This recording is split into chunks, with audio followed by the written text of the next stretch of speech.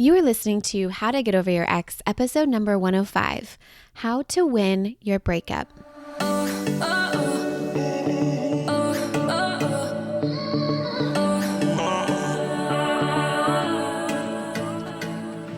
Welcome to How to Get Over Your Ex, a podcast on getting over your ex without it just taking time. I'm your host, Breakup Coach Dorothy. Let's turn your pain into power and your heartbreak into happy. Brave hearts. Hello. I love you guys. So last week, to sign up for the next round of the Get Over Your Ex program, this Friday it closes, which is Friday, July 2nd, 2021, and it will stay closed until the next enrollment period 3 months from now.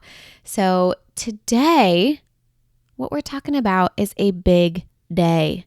I want to talk about something a little taboo from the rest of the coaching/breakup industry. I think a lot of times people talk about how there's no winning in a breakup and that we shouldn't be concerned about winning.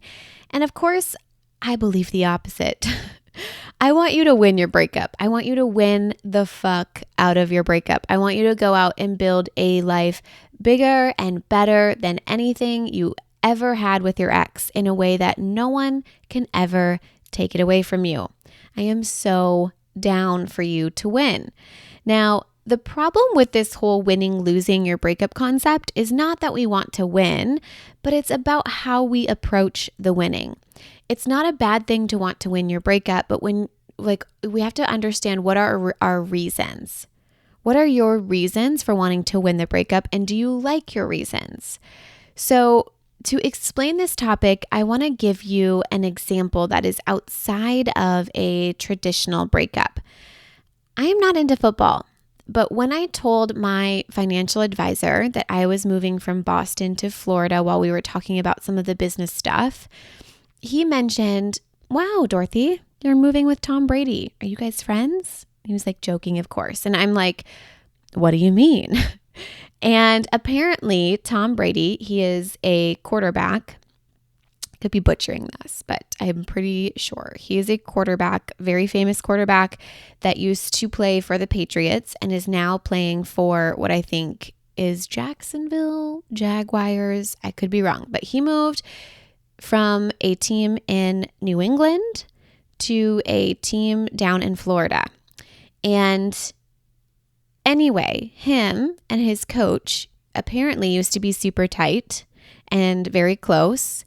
And so technically, when he left the Patriots team to go to the Jaguars, they went through a form of heartbreak, right? Think about this. If you've ever lost a job, or if you've been fired or let go, or maybe even you're leaving your job, that's a form of heartbreak. And so they went through what I would kind of describe as a breakup. Now, last year, apparently Tom Brady won the Super Bowl without his Patriot coach. So it was going around that technically he won the breakup, which I found so fascinating. And what was so interesting about this is I really started thinking about what were Tom Brady's thoughts and feelings that fueled his action to create the result of a Super Bowl win, and how might that have been different from his previous coach? And of course, this is all hypothetical. I don't know I don't know Tom or have regular conversations with him or anything, but I bet you money he spent his time focused on himself and his team more than he spent time worried about what his previous coach was doing or not doing. His approach post-breakup was probably very different than how we tend to walk away from the breakup. He was determined and committed to going out and creating a life bigger and better than the one he had with his previous coach, meaning winning the Super Bowl, right? When we think about football, that's like the big thing. You would want to win the Super Bowl. So he was determined and committed to creating a Super Bowl win, regardless of who was in or not in his life, right? The result he wanted so badly was a Super Bowl win. And he was down to go out and create that regardless of what team he was on, regardless of who was in or not in his life. Like, what, you guys? That is so cool. That is what I'm talking about when it comes to being less attached to the person, your ex, and more committed to the outcome you want in your life. Let me say that again. That is what I'm talking about when it comes to being less attached to the person, his previous coach, and more committed to the outcome he wanted in his life, which is a Super Bowl win. We can do this with anything in our life. So again, the problem, wanting to win your breakup, isn't the problem, but how we approach it is. So our solution is going to be threefold. So the first thing is we've got to make sure you approach your breakup in a way where it isn't about your ex. It's about the outcomes you want in your life. How are you spending your time? Do you spend more time thinking about him and what he's doing and what he has, or are you spending your time creating? Are you describing your life more than you're out creating your life? I want you to put blinders on like you're in a horse race. Stay in your lane. Focus on what you have control over, which is you, your thoughts, your feelings, your actions, and your results, right? What thoughts do you need to have to cultivate the outcomes you want in your life, regardless of who's in it or not in your life? Which, by the way, I think I need to mention something here. There are no bad thoughts. Thoughts are neutral. They create feelings. So if you have a thought like, I'm going to create a life better than the one I had with my ex.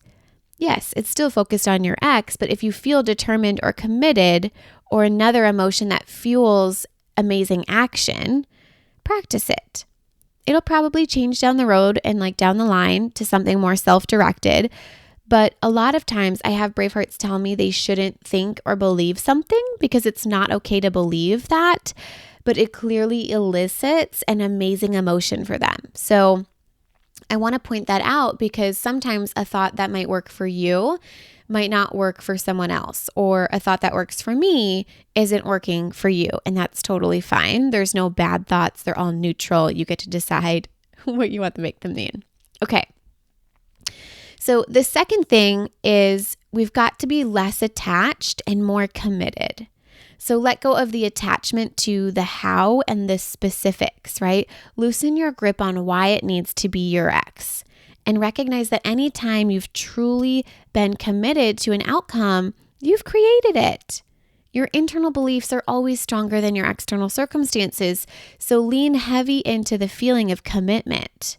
What thoughts create the feeling of committed to you? And are you committed to becoming the person who creates whatever she wants in her life, regardless of her circumstances? Heck yes, you are, right? And then the third thing is we've got to spend your time deciding, not hoping. For goodness sakes, my Bravehearts, stop saying, I hope to ... I hope to get over him. I hope to find someone better. I hope to create an amazing life. Just start deciding. Decide it, you're going to do it. You're going to go out and do everything to get there, and you're not going to quit until you get there.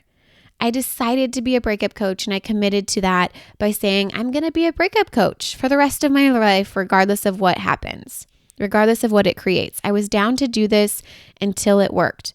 Hoping for something is essentially saying you do not have control over the outcome, like it's just outside of you. Deciding takes back your power and your control. If you decide to do something, you have control over it, right? And here's the thing, you always have and always will have control over your result because your actions create results, and those actions are being fueled by feelings, and those feelings are being created by thoughts, right? And those thoughts are always in your control. So let's do this, my Bravehearts. Let's win your breakup. 1, pay attention to your approach.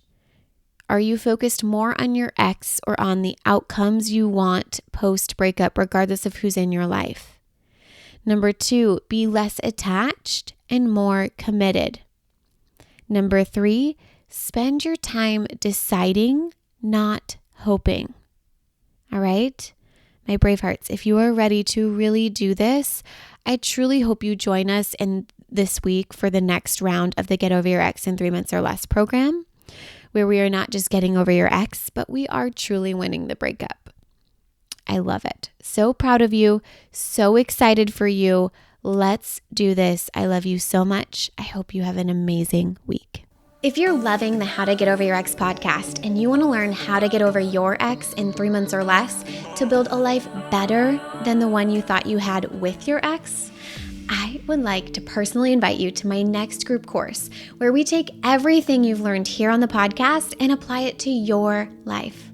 Come check it out at www.lifecoachdorothy.com.